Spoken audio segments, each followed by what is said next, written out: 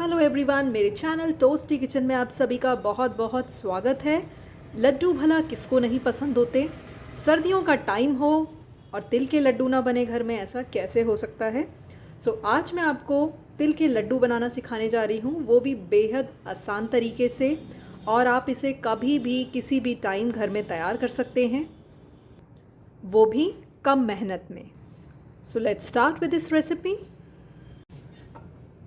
तिल के लड्डू बनाने के लिए मैंने यहाँ पर लिया है 250 ग्राम तिल। इसको हम हल्का सा भून लेते हैं। तो आपने बहुत ज़्यादा इसे रोस्ट नहीं करना है, बस थोड़ा हल्का सा। मैं आपको दिखा देती हूँ आपने कितना रोस्ट करना है।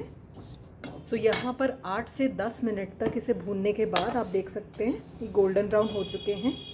गैस का जो फ्लेम है वो मैं ऑफ़ कर देती हूँ, और आपने थोड़ा इसे 2-3 मिनट तक चलाते रहना है, क्योंकि कढ़ाई गर्म रहेगी और ये तिल जो हैं वो जल सकते हैं।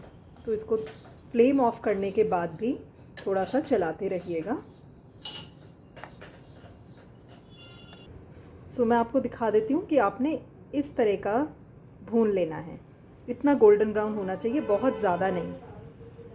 तिल भूनने के बाद मैंने दूसरी तरफ मावा ऑलरेडी भून लिया है। मैंने 250 ग्राम तिल के लिए यहाँ पर आधा किलो मावा लिया है, और आपने मावा तब तक भूनना है जब तक कि इसमें ऑयल ना छूट जाए। आप देख सकते हैं कढ़ाई जो है वो बिल्कुल साफ़ हो चुकी है और मावा अच्छे से भून चुका है। इस कंसिस्टेंसी का आपने मावा रखना है। तिल जो हैं वो अभी गरम हैं, हमें गरम ही इनको ग्राइंडर में ग्राइंड कर लेना है।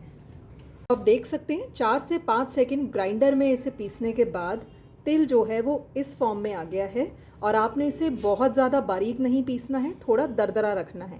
तो मैंने इसे 4 से 5 सेकंड ही ग्राइंड किया है।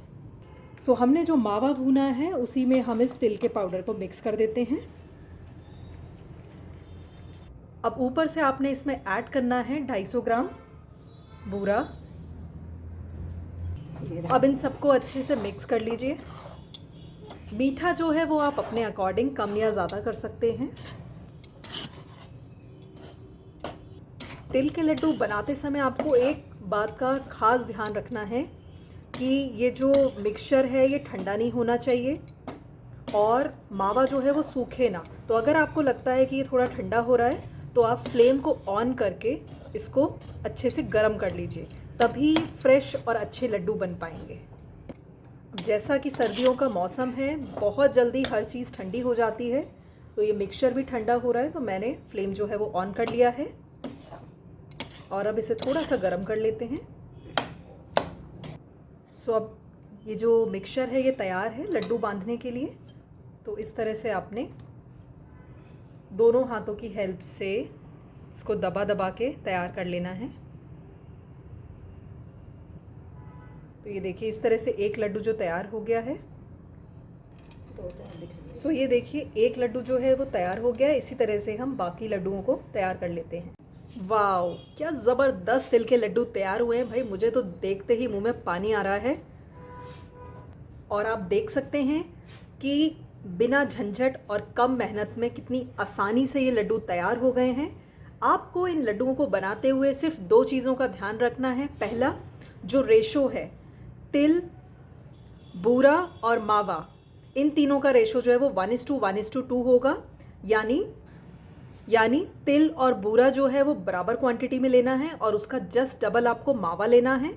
और दूसरी चीज़ आपको क्या याद रखनी है कि ये जो मिक्सचर है, अगर ये गर्म होगा तभी आप इन लड्डुओं को बांध पाएंगे। तो अगर मिक्सचर ठंडा होता है तो आप उसे फ्लेम पर दोबारा से हल्का गर्म कर लीजिए और फिर इन लड्डुओं को बांधिए। इस तरह से बहुत ही आसानी से तिल के लड्डू जो हैं वो तैयार हो जाएंगे। एक बार आप मेरी इस रेसिपी को ज़रूर तैयार करिएगा। जब भी आपका मीठा खाने का मन हो, इस लड्डू को ज़रूर बनाएं। अगर आपको मेरी ये रेसिपी पसंद आई हो तो मुझे कमेंट सेक्शन में ज़रूर बताइए कि आपको ये रेसिपी कैसी लगी। And please like, share and subscribe my channel toasty kitchen. Thank you for watching.